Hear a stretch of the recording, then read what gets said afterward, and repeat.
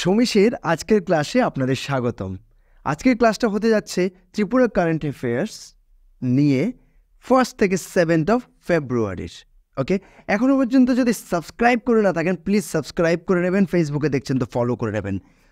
প্রথম যদি আমরা নিউজটা নিয়ে কথা বলি, সেই নিউজটা হচ্ছে যে ত্রিপুরাতে ফিশ ফেস্টিভ্যাল হয়েছে। এটা 2 ফেব্রুয়ারির নিউজ।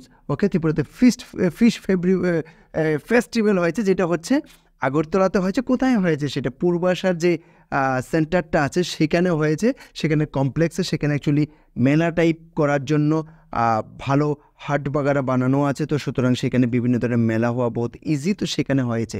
2019 সাল থেকে actually ministry of fisheries, government of ত্রিপুরার যে মিনিস্ট্রি অফ ফিশারিজ আছে, ওনারা কিন্তু এই প্রোগ্রামটা করে থাকেন, কন্টিনিউয়াসলি করে যাচ্ছেন, এখনও করে যাচ্ছেন। আর এটাতে কি হয়, ওইখানে বিভিন্ন ধরনের ফিশের সম্বন্ধে নলেজ দেওয়া হয়। যারা ফিশ ফার্মার ওনাদেরকে বিভিন্নভাবে হেল্প করা হয়, প্লাস ইভেন কিছু ধরনের ডেমো দেখানো হয়, অনেক কিছু হয়, ইভেন কিছু অনুষ্ঠানও হয়, যাতে করে ওনাদেরকে মোটিভেট করা যায় বেশির থেকে বেশি মাছ চাষ করার জন্য। কারণ ত্রিপুরাতে যতই আমরা বলি না কেন মাছ চাষ অনেক বেশি, তারপরেও কিন্তু রিকোয়ারমেন্ট আছে আর আমাদেরকে বাইরের থেকে মাছ আনতে হয়। তো সুতরাং সেই চাষটা যদি আমাদের স্টেটের ভেতরে হয়, আমাদের জিডিপিতে ফারাক পড়বে, আমাদের জন্য অনেকটা লাভদায়ক হবে। আর যদি আমরা স্ট্যাটিস্টার একটা রিপোর্ট দেখি, তাহলে দেখা যায় 2020 সালে কিন্তু 78 মেট্রিক টন, মানে 78,000 কেজি মাছ উৎপাদন হতো। সেটা এখন কিন্তু বেড়ে 2021-22-এর এটা স্ট্যাটিস্টার রিপোর্ট। ওকে, তো সেটা বেড়ে 82 মেট্রিক টন, মানে হচ্ছে 82,000 কেজি হয়ে গেছে। ওকে, তো সেটা একটু 2020-এর তুলনায় যদি আমরা দেখি, সেটা আস্তে আস্তে বেড়েছে। দেয়ার ওয়াজ এ ডিপ এই জায়গাটাতে। সেটা হতে পারে ডিউ টু করোনার পিরিয়ড ছিল, সেই হিসেবে এগুলো হবে।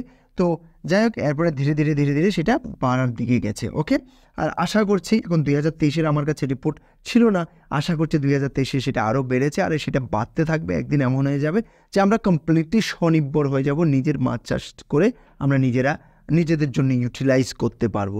চলুন নেক্সট যদি একটা নিউজে যাই, সেটা হচ্ছে ত্রিপুরা গভর্নমেন্টের সঙ্গে সেন্ট্রাল গভর্নমেন্টের একটা কেস ছিল। সেটা কি জিনিসকে নিয়ে? আসাম রাইফেলের যে গ্রাউন্ডটা আছে সেটা নিয়ে একটা কেস ছিল।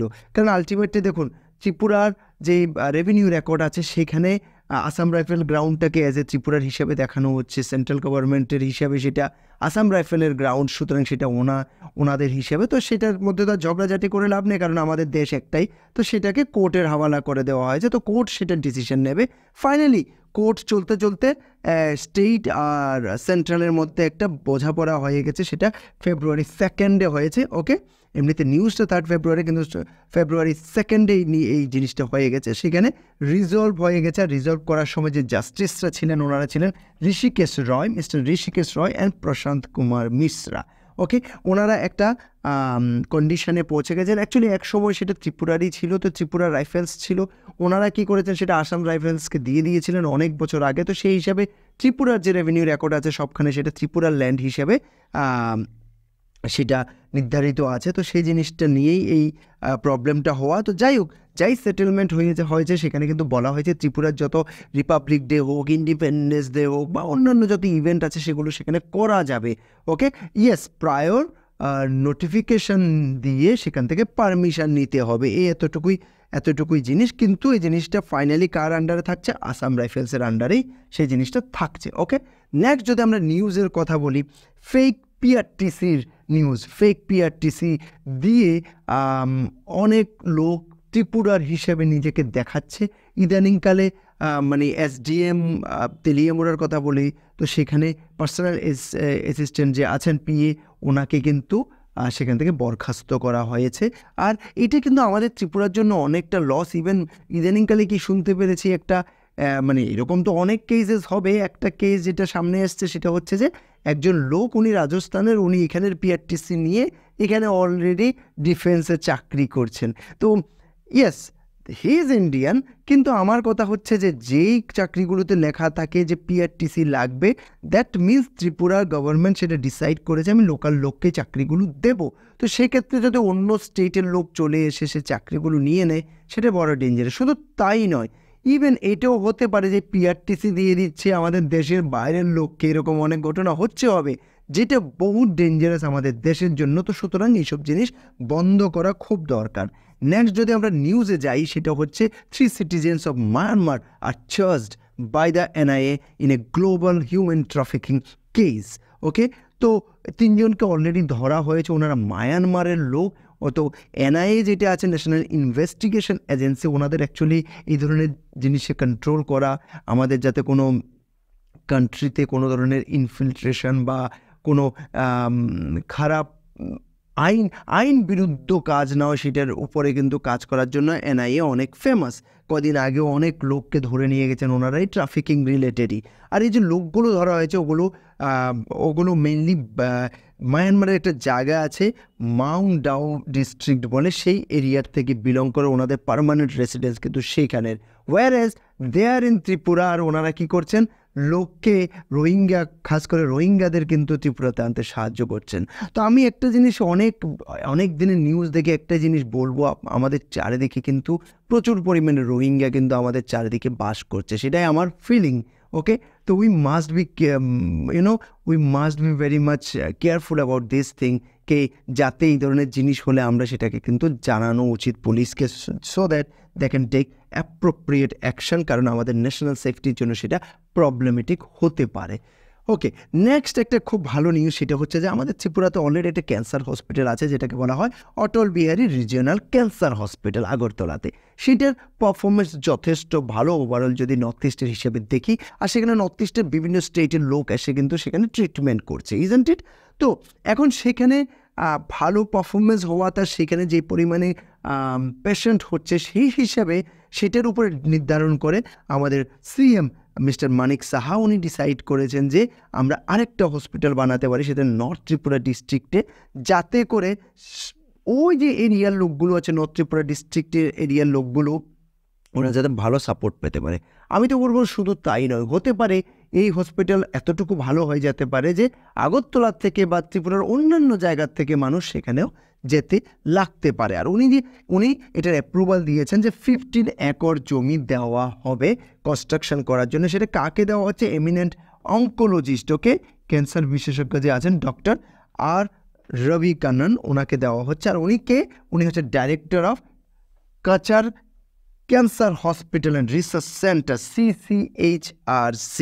ওকে, আর এই যে জমিটা দেওয়া হচ্ছে সেটা কমপ্লিটলি ফ্রি অফ কস্ট দেওয়া হচ্ছে, কারণ ত্রিপুরা গভর্নমেন্ট চাইছে যাতে ক্যান্সার রিলেটেড ভালো সুবিধা, ভালো ট্রিটমেন্ট যাতে ত্রিপুরাতে অ্যাভেলেবেল থাকে। ঠিক আছে, চলুন নেক্সট যদি আমরা স্লাইডে যাই, সেখানে একটা খবর আসছে, সেটা হচ্ছে যে ত্রিপুরা এডুকেশন বোর্ড পারমিট করেছে যে রোমান লেটারে অথবা বেঙ্গলি লেটারে যাতে ককবরক সাবজেক্টকে লেখা হয়। অনেক দিন থেকে একটা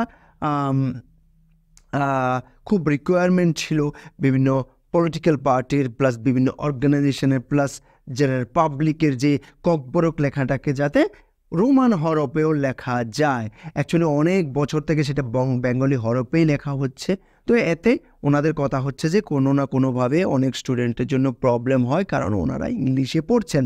তো সেই জায়গাতে ওনারা যখন পরীক্ষা দিতে যাচ্ছেন, ওনাদেরকে বেঙ্গলিতে লিখতে হচ্ছে। This is bit difficult. তো এটার জন্য এই ডিসিশনটা নেওয়া হয়েছে। আর ডিসিশনটা ইয়ের থেকে আমাদের আমাদের যে TBSE আছে, Tripura board of secondary education, সেখানের প্রেসিডেন্ট ডক্টর ধনঞ্জয় গণ চৌধুরী উনি জানিয়েছেন এই ডিসিশনটা। তো আশা করি এতে যেনাদের প্রবলেম হচ্ছিল ওনাদের এখন সুবিধা হবে পরীক্ষাটা দিতে। চলুন নেক্সট যদি আমরা নিউজে যাই, this should be the last news actually, yes. So সেখানে বলা হচ্ছে যে ত্রিপুরাতে 2টি আরও অর্গানিক ফার্মিংয়ের উপর টেস্টিং ল্যাব তৈরি করতে যাচ্ছেন। এটা বলেছেন মিনিস্টার অফ এগ্রিকালচার অথবা farmers welfare, okay, not only agriculture and farmer welfare minister mister Ratanlal Nath, উনি অ্যানাউন্স করেছেন এই জিনিসটা। তো একটা জিনিস মনে রাখতে হবে, ত্রিপুরাতে অলরেডি ক্রপের উপর রিসার্চ করার জন্য কিন্তু ল্যাব আছে, আর সেটা অরুন্ধতী নগরে আছে। আর হচ্ছে বিভিন্নভাবে বিভিন্নভাবে এই জিনিসগুলো কিন্তু আমাদেরকে হিউজভাবে হেল্প করে। শুধু ক্রপের নয়, ইভেন সয়েল টেস্টিংয়েরও কিন্তু ল্যাবরেটরি আছে। এগুলো থাকলে সুবিধাটা কি, কোন ক্রপের কীভাবে উন্নতি করা যায়, বিভিন্ন কিছু কিন্তু সেখানে উন্নতি করা যায় রিসার্চ করে। প্লাস সয়েলের কথা যদি জানা থাকে সেই হিসাবে কিন্তু ফার্মাররা ডিসাইড করতে পারেন কোন ধরনের ফসল লাগাবেন, কোন ধরনের লাগাবেন না, কখন লাগাবেন আর কখন লাগাবেন না। তো ওভারঅল যদি দেখা যায় গত 3 বছরে টোটাল মিলে 3000 সিডসের টেস্ট হয়েছে। আর যদি সয়েল স্যাম্পল টেস্টিংয়ের কথা বলি 1.73 লাখ স্যাম্পল টেস্ট হয়েছে গত 3 বছরে। ঠিক আছে, চলুন এখন একটু আমরা এমসিকিউ ডিসকাশন করে নিই। প্রশ্নটা হচ্ছে, during which fiscal year did Tripura produce 82,000 metric tonnes? তো ওইখানে আমি নিউজ বলার সময় একটা জিনিস হতে পারে মেট্রিক টন না বলে আমি কেজি বলে ফেলেছি, so forgive me about that thing. সেটা মেট্রিক টন হবে। ওকে, অবশ্যই শুধু কেজি কীভাবে হতে পারে, 80,000 কেজি ইজ নট পসিবল। তো সেটা হচ্ছে ফিসক্যাল ইয়ার 2022-এ। ওকে, ফিসক্যাল ইয়ার 2022-এ। নেক্সট যদি আমরা কথা বলি, what is the name of government cancer hospital in Agartala? নামটা কি?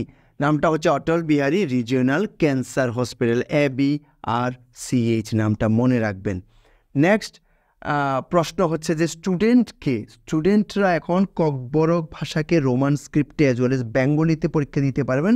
সেটা কে ডিক্লেয়ার করেছেন? সেটা ডিক্লেয়ার করেছেন president of Tripura board of secondary education. Okay, next, how many new organic farming research institute will be established in Tripura? Total মিলে 2 regional organic research centre বানানো হবে। আশা করি আপনারা এই উইকের জন্য যথেষ্ট নলেজ পেয়েছেন। এখনও যদি সাবস্ক্রাইব করে না থাকেন প্লিজ সাবস্ক্রাইব করে নেবেন, ভালো লাগলে লাইক করবেন, আর আমাদেরকে জানাবেন কমেন্টে কী ধরনের টপিক লাগবে বা এই টপিকের মধ্যে কী জিনিস ভালো লেগেছে সব কিছু জানাবেন। ডেসক্রিপশানে এটার পিপিটিটা দেওয়া আছে, আপনারা ডাউনলোড করতে পারেন। ইভেন হোয়াটসঅ্যাপের গ্রুপের লিঙ্ক দেওয়া আছে, সেটাও জয়েন করতে পারেন। Thank you very much.